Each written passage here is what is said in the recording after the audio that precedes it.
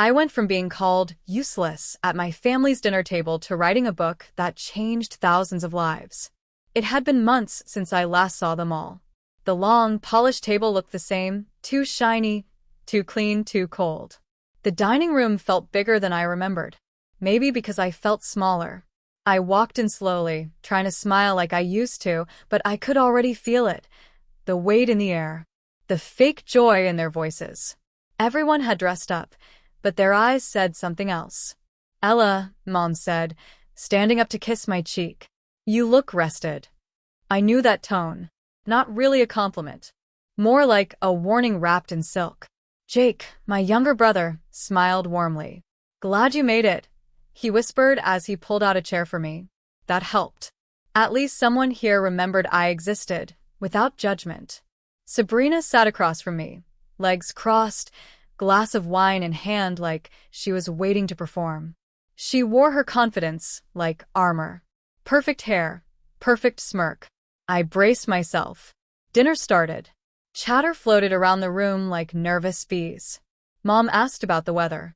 Dad mumbled something about gas prices. Sabrina laughed too loudly at her own story about a client.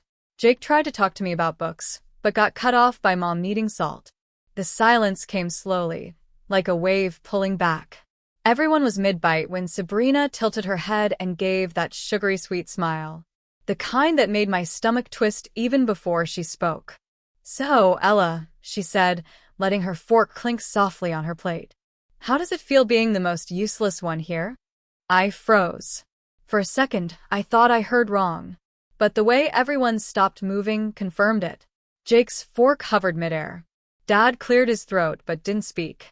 Mom blinked too many times. No one laughed. Not even Sabrina. The words sat there in the room, heavy and sticky, like spilled wine. My heart pounded. But I didn't cry. Not this time. I looked at her. Not with anger, not with fear. Just quiet. Deep quiet. I took a breath.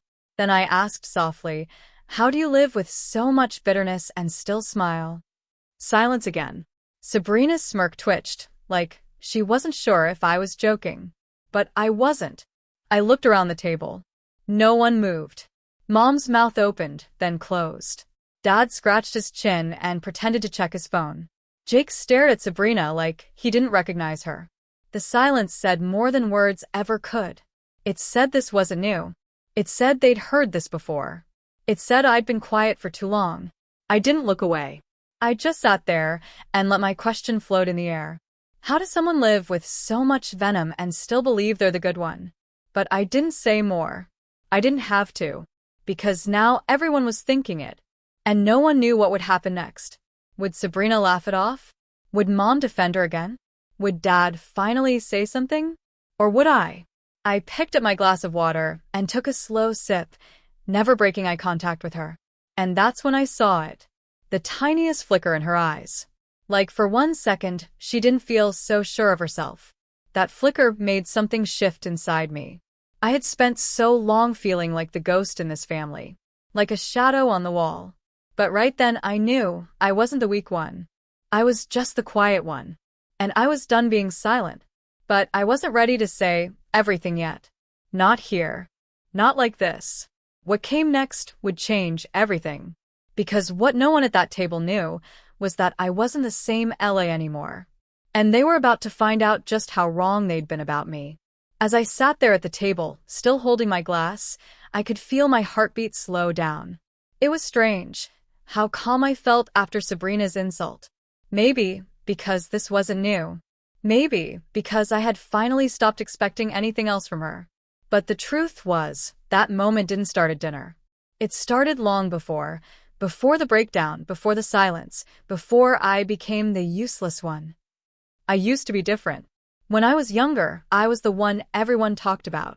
Ella's the smart one, they'd say. She's always writing something. Teachers loved me. I had notebooks filled with stories, poems, ideas for books. I dreamed of being a writer, someone whose words mattered. Sabrina never liked that. Even back then, she would roll her eyes when I read aloud or got praise. She was louder, more polished, more sparkly. But deep down, I think she knew I had something she didn't. and that scared her. Things started to change in college. I pushed myself too hard, classes, deadlines, expectations. I didn't sleep. I barely ate. I smiled on the outside, but inside, I was falling apart.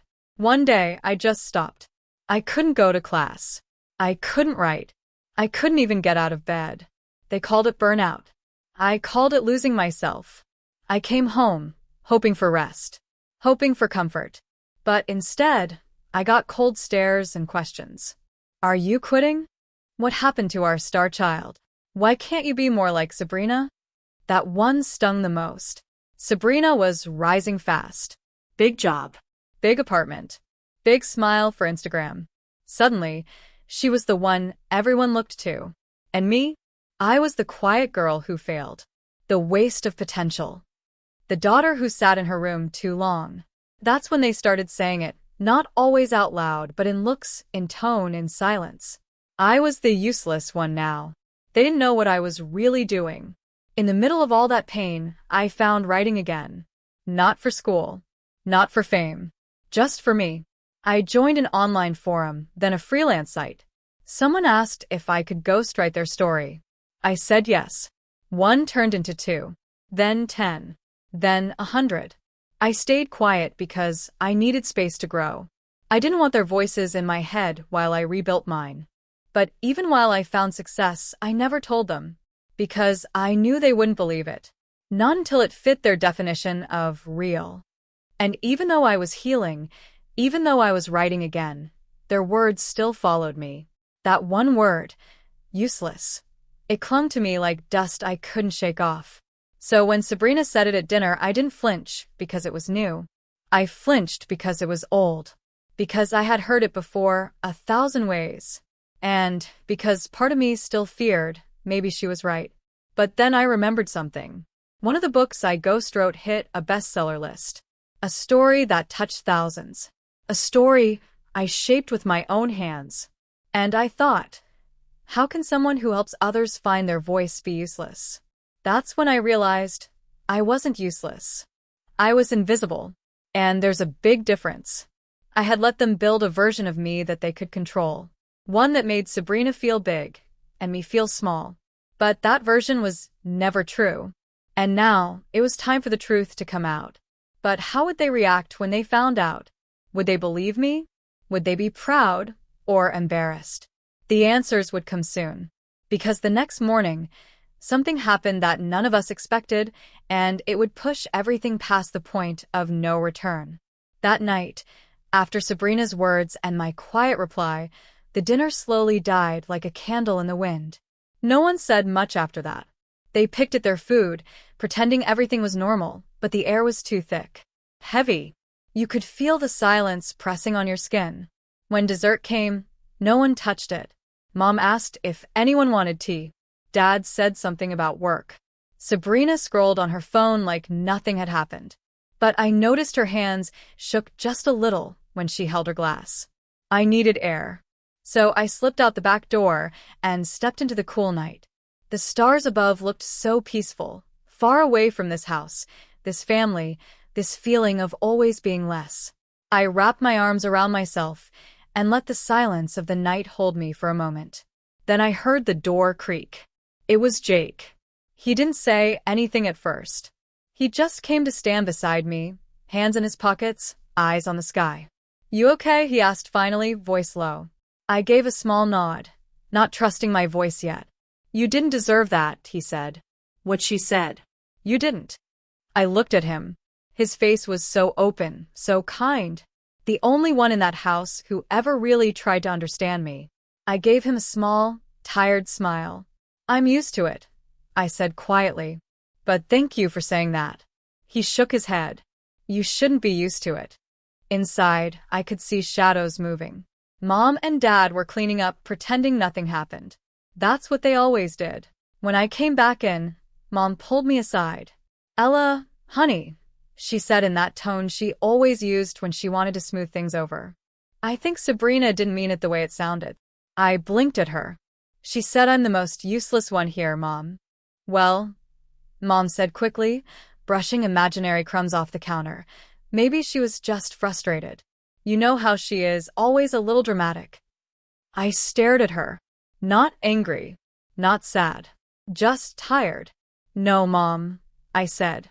She meant it exactly the way it sounded. And you know that. She looked uncomfortable, hurt even, but not by what Sabrina had done, by what I had said. Dad walked in just then, holding 2 plates.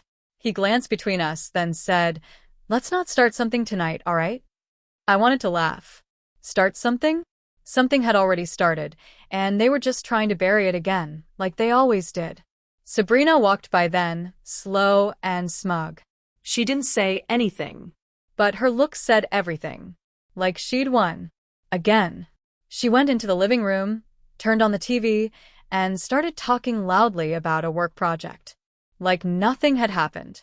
Like her words earlier didn't slice through the air like knives. Dad followed her, chuckling at whatever she said. Mom sighed and busied herself in the kitchen. And Jake, he just stood beside me, watching it all, jaw tight. I felt like I was watching a play I'd seen too many times. Same lines, same characters, same ending. But this time, I wasn't going to let the story end the same way. I walked to the staircase, ready to go to bed, but paused halfway up. What was I even doing here? They hadn't asked how I was. Not really. They hadn't noticed the change in me. They still saw the version of Ella they decided on years ago. The broken one. The failed one. But I wasn't that girl anymore. I had been quiet all these years, yes, but not because I was weak. I was working, healing, growing, and they had no idea what was coming next. That night, I lay in bed staring at the ceiling. The word useless echoed in my head again. Not because I believed it, but because I finally didn't. For the first time in a long time, I felt something strong stirring in me. Not anger, not pain, clarity. And I knew the time to stay silent was over. But how would they handle the truth when it came out? Would they listen? Would they twist it? Or would they finally see me? The answer was coming soon. Because the next morning, Sabrina was going to do something that would tear open the past and expose more than she ever expected. And this time, I wouldn't stay quiet. I didn't sleep much that night. I kept going over everything in my mind. Sabrina's words, Mom's excuses, Dad's silence. Jake's kindness was the only thing that felt real. I stared at the ceiling for hours, the word useless drifting through my head like smoke I couldn't clear. But this time, instead of sinking, I started to rise. Because deep inside, I knew the truth. I wasn't useless. I just hadn't told them my story yet. Morning came quietly. The sunlight through the curtains felt soft, peaceful. For a second, I thought maybe the day would be better. Maybe Sabrina would stay in her lane. Maybe we'd all pretend to be polite and wait for this awkward visit to end. I was wrong.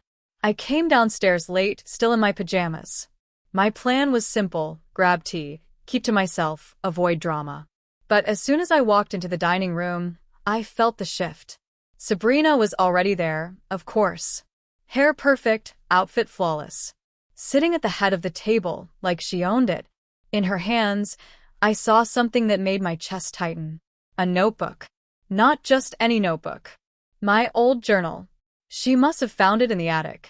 I had left it in a box years ago, buried deep under college notes and unfinished drafts. It was from one of the hardest times of my life. The time I didn't think I would make it through. What's this little treasure? Sabrina said loudly, flipping through pages with a grin. So dramatic.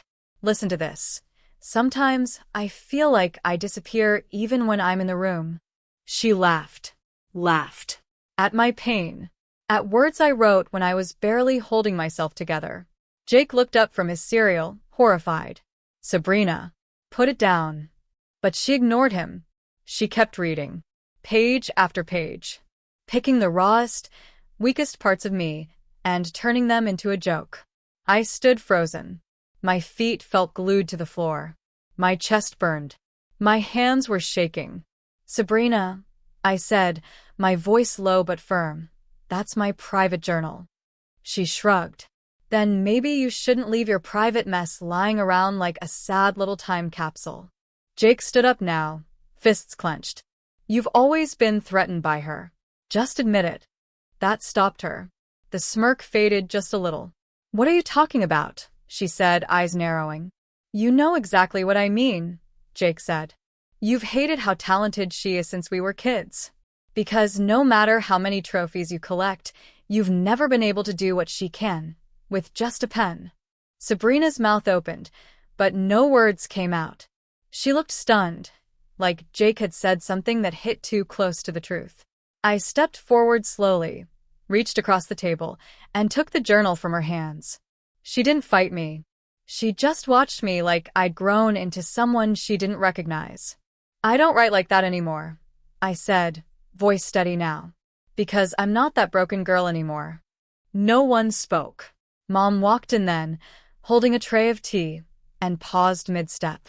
What's going on? Your daughter, Jake said coldly, just used Ella's pain for entertainment. Mom looked from Jake to Sabrina to me, eyes wide, confused, but not surprised. Dad followed behind, and his expression told me everything. He knew this had gone too far, but he wasn't going to say it. Not unless he had to. I'm done, I said quietly.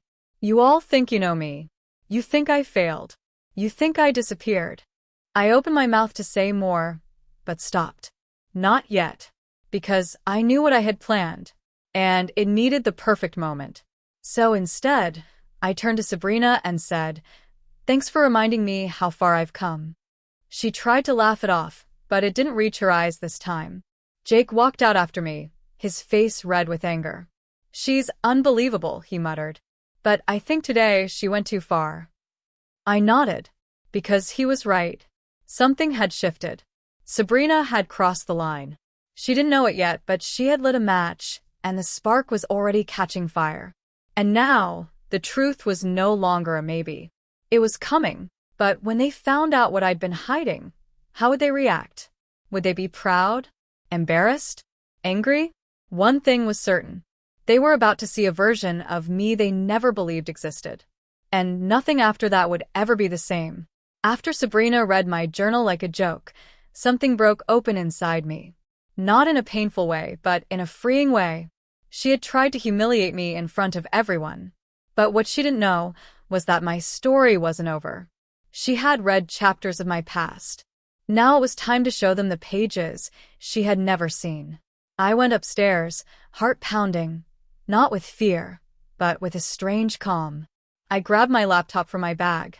The same laptop I'd written hundreds of pages on. Stories that weren't mine, but carried my voice. Words that reached thousands, even if no one knew they came from me. Downstairs, I could still hear the low hum of voices. Jake was standing in the hallway when I came down. His eyes met mine. No words, just a silent nod. He knew something was coming. I walked into the living room, holding the laptop like a torch. Sabrina was on the couch scrolling her phone again, pretending everything was normal. Dad sat nearby, sipping tea. Mom was tidying things that didn't need tidying. Everyone looked up when I entered. Can I show you all something? I asked, calm and clear. They paused.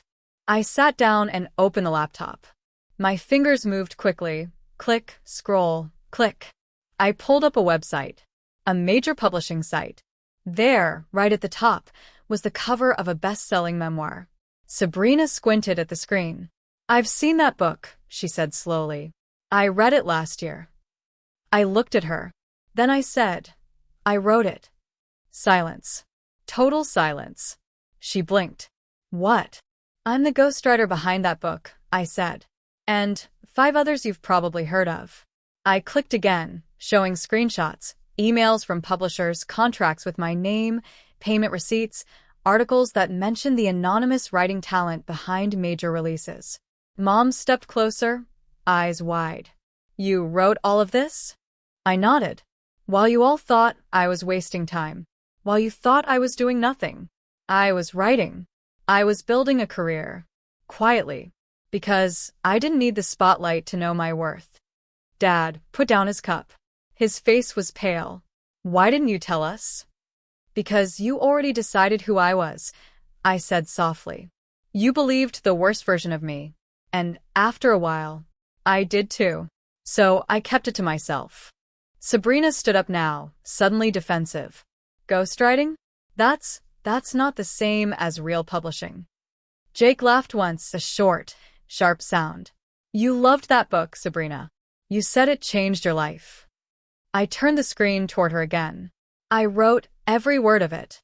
She looked at me like she didn't know who I was anymore. And maybe she didn't. Because for years, I had let them all paint this picture of me. Broken, aimless, weak. But in the background, I had become something else. Someone else. Someone strong.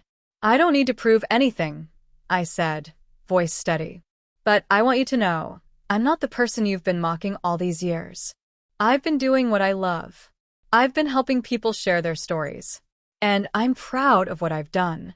Mom sat down slowly, her hands shaking. I had no idea, she whispered. You thought I failed. I finished for her. But I didn't. I just took a different path. One that didn't look shiny from the outside. But it saved me. Dad nodded, still silent, but something in his eyes had changed. It wasn't full understanding, but it was the beginning of seeing. Sabrina crossed her arms. So what? You hid it just to make a scene like this? I looked her straight in the eyes. No. I hid it because I didn't think you'd believe in me. I don't care if you do. That landed. Hard. She didn't have a comeback this time. Her face twisted with something unfamiliar. Was it shame? Regret? Maybe both. Jake looked proud. Like he had been waiting years for this moment. Like everything finally made sense. And I felt something rise in my chest that I hadn't felt in a long time. Peace. But it wasn't over yet. Because Sabrina still held something back. Something she wasn't ready to admit. And I knew the next conversation between us would be the most real one we'd ever have. But would it lead to healing or more hurt? That part was still waiting. After I closed the laptop, no one said anything for a while. The room felt still, too still. Like everyone was afraid to breathe. Sabrina sat frozen on the couch, lips pressed together, eyes darting from the screen to me. I could see it, the cracks in her armor. She wasn't just shocked. She was shaken. Not because I was successful, but because I had kept it from her. From all of them. And she had no idea. Jake gave me a small nod before heading to the kitchen, maybe to give us space. Dad quietly left the room too. And Mom, she lingered, looking between us like she didn't know if she should stay or step away. Mom, I said gently, can you give us a minute? She hesitated, then nodded and walked out slowly.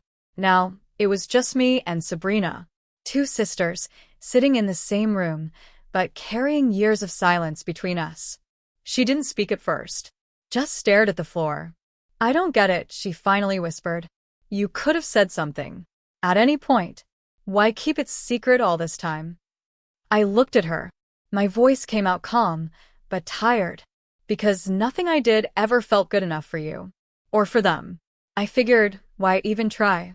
She scoffed, but it wasn't full of fire like before. That's not fair. No, I said softly. It's honest. She looked up then, and her eyes were glassy. For a second, she wasn't the sharp-tongued, confident Sabrina. She was just my sister. The one I used to build pillow forts with.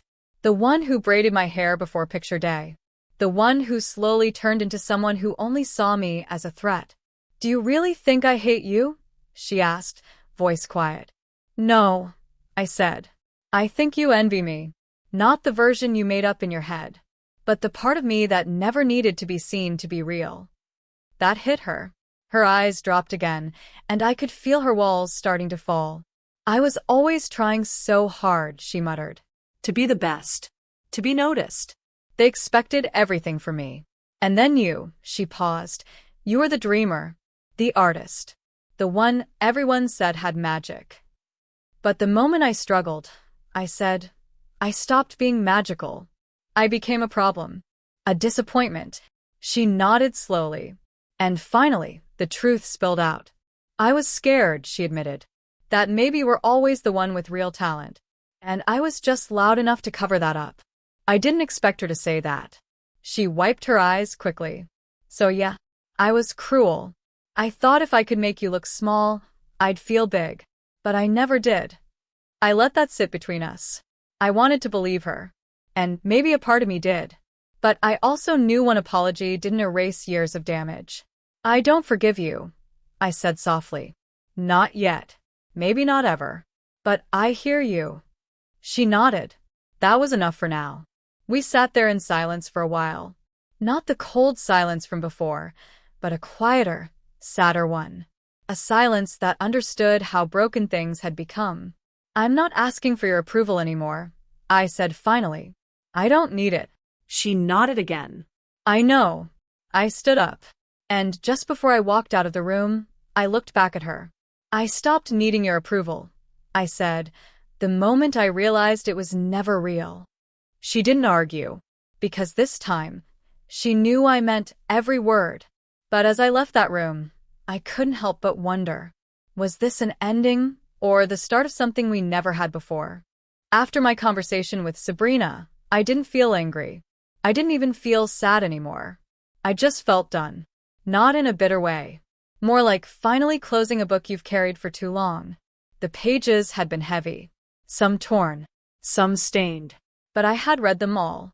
And now it was time to write something new. The next morning I woke up early. The sun was spilling through the curtains in soft streaks. It felt like a clean slate.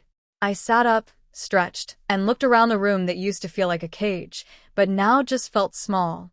Like it no longer fit the person I had become. I packed slowly. Not because I was unsure, but because this time, I wasn't leaving out of shame. I wasn't running away. I was walking forward on my own terms. Jake knocked gently on the door while I zipped my bag. You heading out already? He asked. Yeah, I said. I've said what I needed to say. He nodded, then stepped inside and wrapped his arms around me in a hug that didn't need words. I'm proud of you, he whispered. I smiled. That means more than you know. We walked downstairs together. The house was quiet, but not awkward. Just still. Like everyone was processing the shift. Mom was in the kitchen, hands wrapped around a cup of tea. She looked tired, but softer. When she saw me with my bag, she stood up. Leaving already? I nodded. Yeah. I've got a client meeting tomorrow. And I think it's time. She hesitated, then stepped closer. I should have seen you better, she said, voice cracking just slightly. I'm sorry I didn't. I didn't expect that. Not from her. And for the first time in a long time, I believed she meant it. Thank you, I said. That matters. Dad was by the door. He didn't say much. He never did.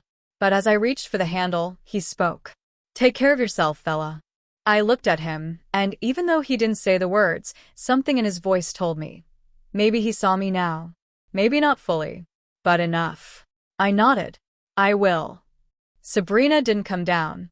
Part of me wondered if she stayed away out of shame or fear. But I didn't go looking for her. We had said what needed to be said. Maybe one day we'd say more. Maybe not. Either way, I wasn't holding on to it anymore. As I stepped outside and felt the fresh air on my face, I took a deep breath. Not because I was escaping, but because I was finally free. Jake helped me load my things into the car. He waved as I drove off, standing there in the driveway like a lighthouse in the fog. And as the house faded in the rearview mirror, I didn't look back. Not because I didn't care, but because I was finally looking forward. The road stretched out ahead of me, wide, open, full of unwritten pages. And as I drove, I thought about everything that had happened, about how quiet I had been for so long, how silence had felt like safety, but it had really just been waiting for the right time to speak, waiting for the right version of me to show up. And now? Now, I wasn't waiting anymore.